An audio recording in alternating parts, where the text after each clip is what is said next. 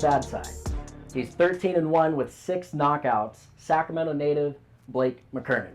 How you doing, man? Doing good, man. Thanks for joining us on the show. Real excited to have you here. So first things first, how's the shoulder doing? Shoulder's doing a lot better, man. It's been a very tough year so far. I went through getting some life-changing contracts that were drastically going to impact and change my life and my career, and then within a couple weeks before my first fight, I lost everything, man. So been back rehabbing now for about 6 weeks after my 4th shoulder surgery this year. Sheesh. Went through 4 shoulder surgeries in 4 months.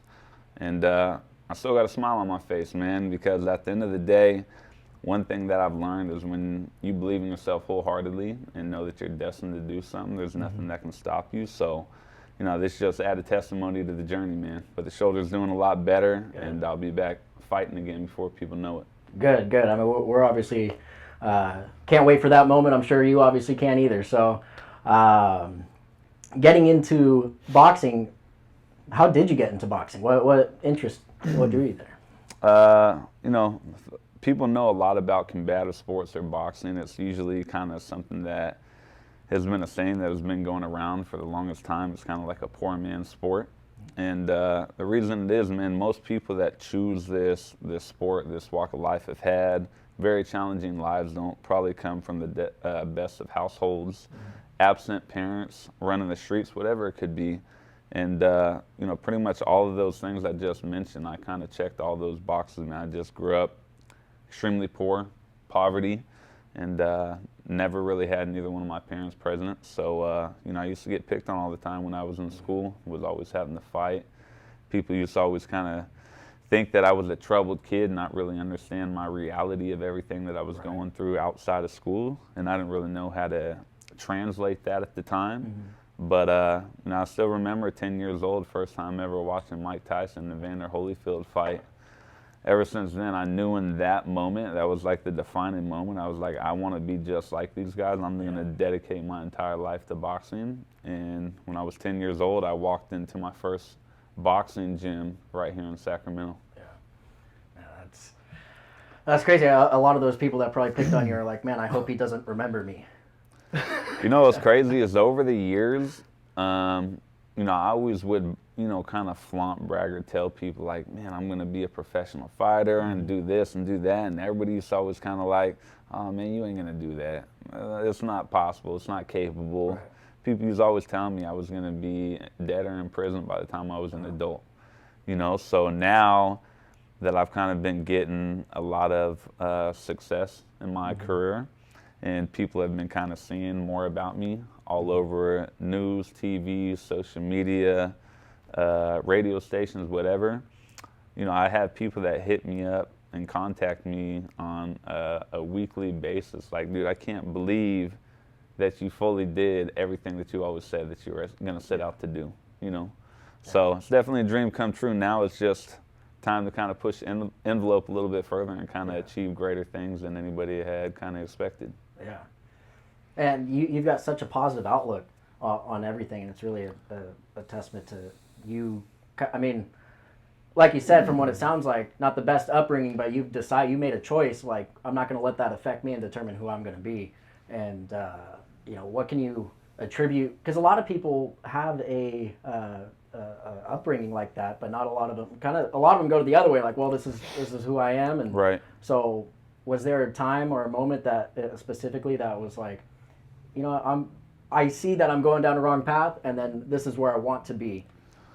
So yeah, man, I was in high school. I was the youngest of 4 siblings from my mom, and I was the last one in the household. So when I was growing up, a lot of my siblings were a little bit older, even though, I give them a lot of credit for helping raise me throughout my life. I was the last one in the household. Everybody was out doing their own things, getting their life started, and I just started to witness and see a lot of things that really kind of was a detriment to my upbringing. And I just remember being in high school.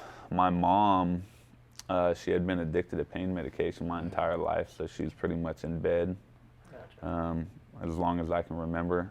And I remember I was a senior in high school.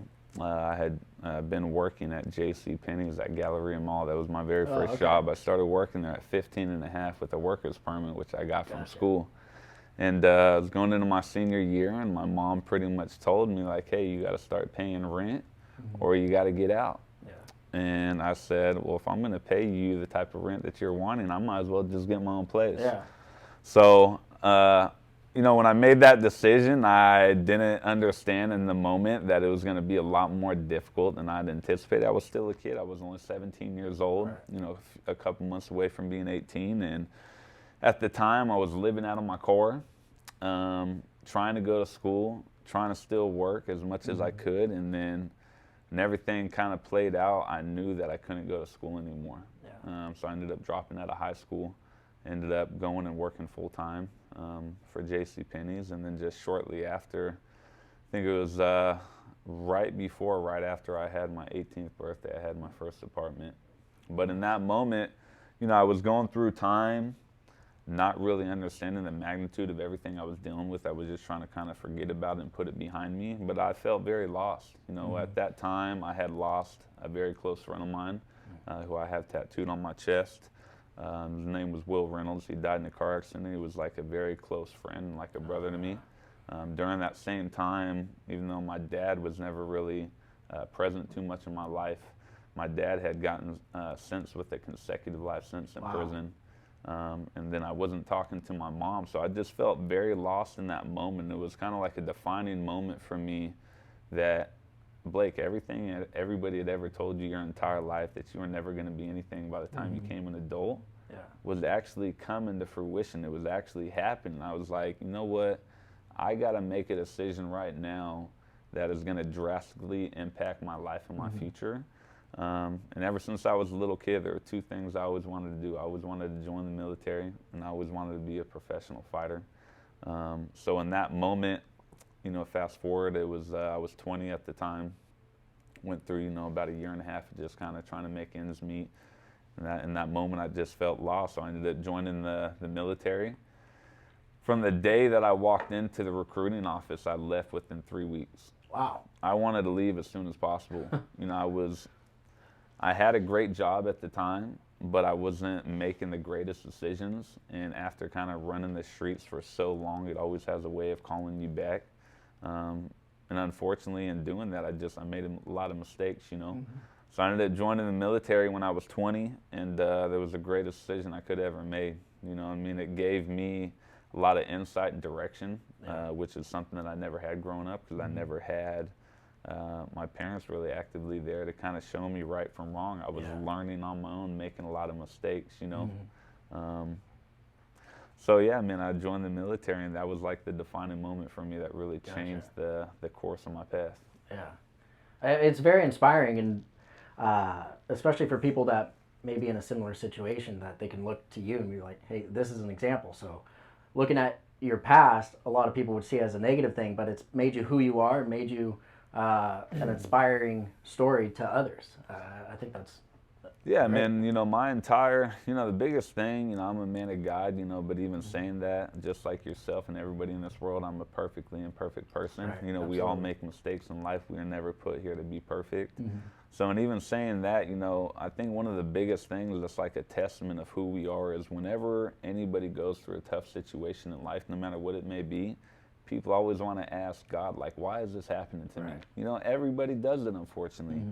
And what I've learned throughout the course of my life with a lot of the life experiences that I've gone through, a lot of the times when we go through certain situations in life, the understanding isn't meant to be understood in that exact moment, but the understanding comes later down the path, right? Hindsight's 20/20. Right, man. So I've been through a lot of situations like that, and always wondered, even still today, why things in my life have to be so difficult, and I just came to the realization everything that I prayed for my entire life wasn't going to come without having some type of adversity and obstacles. Yeah. And I just feel that, a lot of the times that even though I don't understand why I was going through a lot of the testaments that I was, that God was only preparing me for where he was getting ready to send me to. Mm-hmm. And here we are, I'm 34 years old now, and I've been able to turn both of my childhood dreams into reality. Yeah. I'm a decorated combat veteran, spent 3.5 years in the Army.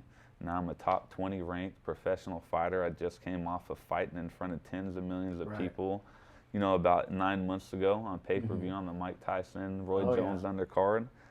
And the crazy thing is I've done everything essentially myself. I didn't have a manager. I didn't have a promoter. I was going out and getting my own endorsements, getting my own fight contracts, getting my own sponsorships, setting up all my own TV and radio interviews. And I never knew how to do any of that. But I learned and I understood. I was like, man, the worst thing that anybody could tell me is no. Right. And I just wasted a few minutes sending out a message. But the impact of them saying yes would have been life-changing. Yeah. So that's what brought me to where I'm at today, man. And I'm glad that I get contacted by people all the time that they're like, dude, your posts and everything that you're overcoming has been like a true inspiration. And I never wanted to set out to be a professional athlete, to be an icon. A lot of times people might want to become a professional athlete because of everything that comes with it, the fame, the fortune, the success, the notoriety, whatever it is, the women, whatever it could be, the lavish lifestyle. All of that mattered to me, but what mattered to me more was to be an inspiration to show people like, look, I don't just show the highs of my life, I show the lows. Right. And everything that I'm going through, you guys can achieve it and overcome anything that you're going through as well. So being from Sacramento, what does Sacramento mean to you? It means everything. This was a city that I was born and raised in. I never left Sacramento until I joined the military. So there's a lot of people here within the city that were parental figures for me outside of my household that help create and pretty much be a fundamental part of my growth. I'm very proud to be able to represent from this city. And I'll always love Sacramento. I'll always be a part of who I am and what built me. But, unfortunately, as time goes on, there comes a time in life to where you have to realize, what do you see for your future? And because I've been thinking a lot like that, unfortunately, because Sacramento is kind of like a smaller city, best analogy I could give you is when you put a fish in a fish tank, the fish is only going to grow to the size of its environment or the size of its tank.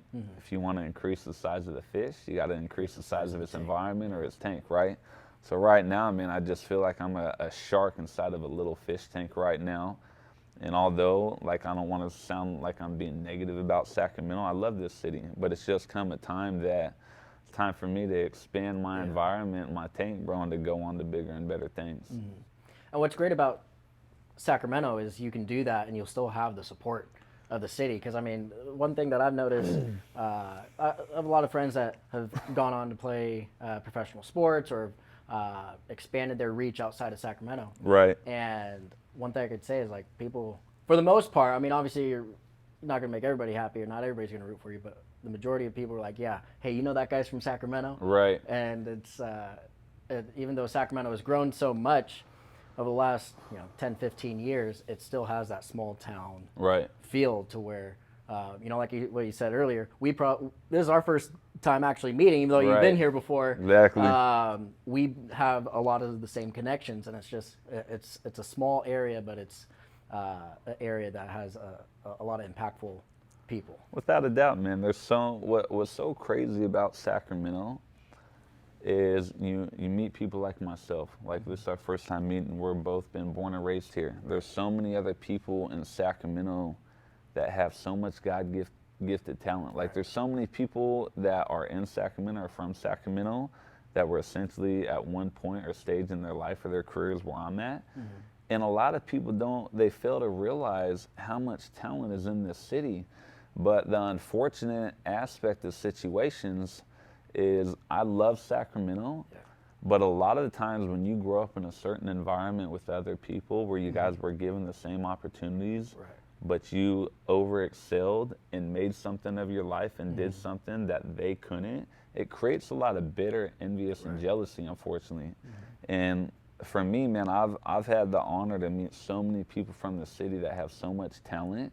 And in my mind, I'm thinking, like, how come we're not all supporting each other even more to where we could all be so much bigger than we are? But it's unfortunate because of what I just mentioned. Everybody's afraid of sharing the spotlight, not realizing there's enough room for everybody to eat. That's the mindset and the mentality I have, and it's just unfortunate that a lot of other people, speaking about Sacramento, aren't like that. But I think it's probably like that no matter where you go. I might have to have you do the promo videos for this show, because that's exactly what we're trying to do here, and that's why I was excited when you agreed to be on the show. We want to promote. Obviously, we do it at our restaurant so we can promote our restaurant, but having people like yourself on here so we can promote you, and we can all share the spotlight. We can all win. Exactly what it is, man. The stage is big enough for everybody to stand on it at once, but a lot of people don't want to think that way because instead of thinking that there's enough room for everybody to eat, even if we are in the same industry or in different industries, a lot of people have a very selfish way of thinking, just want to think about me, me, me, me, me. You're going to be great by yourself, but imagine how much greater you can be or we can all be together. That's the mindset that I have. It's all about unity, man. And it's unfortunate that a lot of other people in life aren't like that. Winding down here, so I think I already know the answer to this, especially given your son's name. But who's your favorite fighter of all time? There's a few of them. To name the first one, Mike Tyson. That's how I named my son after him. Roy Jones Jr., Vander Holyfield. Winky Wright was somebody that was really big for me. I don't think a lot of people really knew who that was, but he was somebody that I kind of idolized growing up. And the list goes on, man. There were so many different fighters that played instrumental roles in, I think, my childhood as well as others. Growing up in the 90s, it was an era of the heavyweight division. You know what I mean? You had guys like Mike Tyson, Evander Holyfield, Buster Douglas. You had Tommy Morrison. You had George Foreman. The list goes on. There was so many guys that were so ferocious and big and animal-like, and it's like a lot of them are guys that will go down in history books in the sport. And then you got people like that are from Sacramento. You got Tony the Tiger Lopez. You got Richard Savala. You had Diego Corrales. These are all guys that I grew up seeing them train when I was a kid. You know what I mean? At the Washington Center.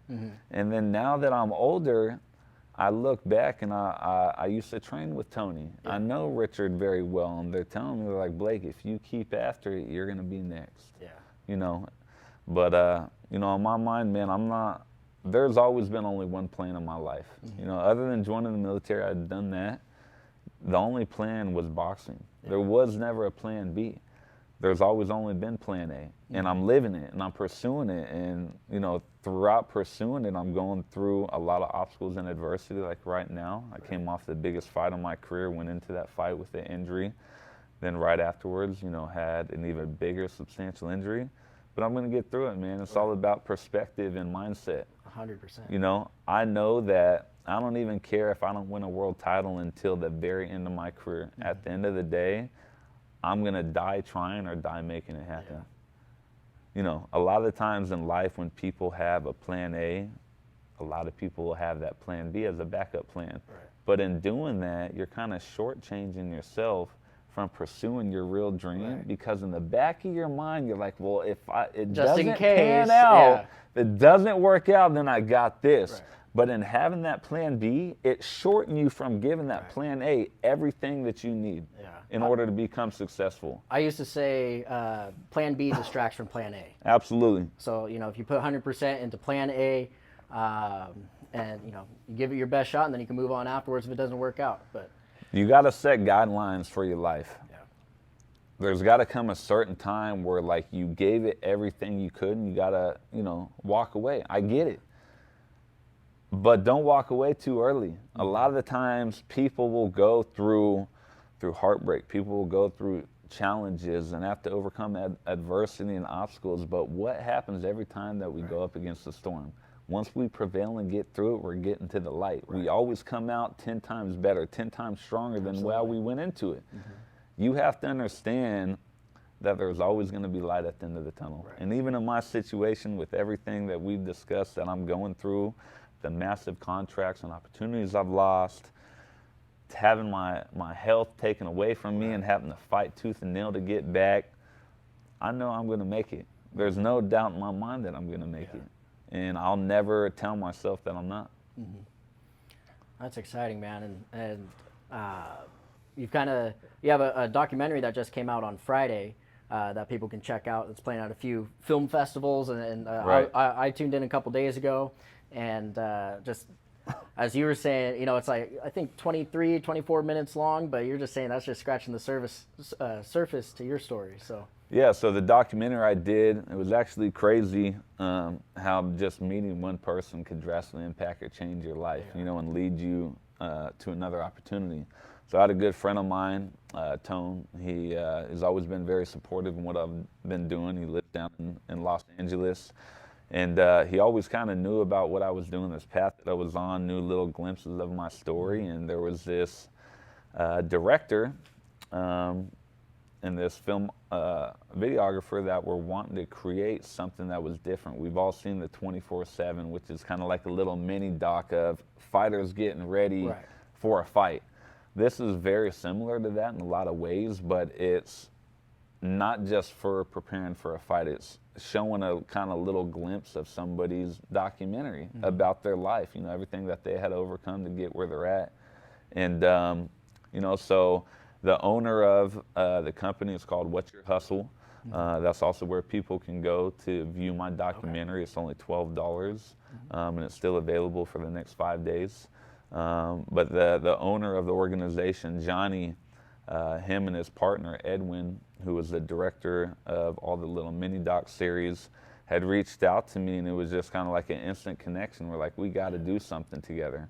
So, the whole plan right now with this documentary is to get it streamed right now to kind of show our reach and our fan base and what we could do, and hopefully, get it picked up by Hulu, Netflix, or HBO, something like that, and become even bigger than what we anticipated. But if people are interested in watching it, they could go to my page at Blake the Beast on Instagram to click on the link in my bio, or they could go straight to whatsyourhustle.com and just look for the Beast documentary. And I think it's something that is very inspiring. Even though it's my story, I don't realize how much I've had to overcome throughout the course of my life. Even saying that again, it's only 24 minutes, just kind of barely touching on a lot of different issues. But I think it's very inspiring for a lot of people. Well, thanks everybody for tuning in for another episode of Feast and Flight. Blake the Beast McKernan has been my guest today. Man, let's do one of those. I know you're still recovering from the shoulder. But I can say I got punched by Blake McKernan and survived. But tune in for the next episode in the next couple weeks, and make sure you check Blake out and his documentary, Blake the Beast on Instagram, and whatsyourhustle.com.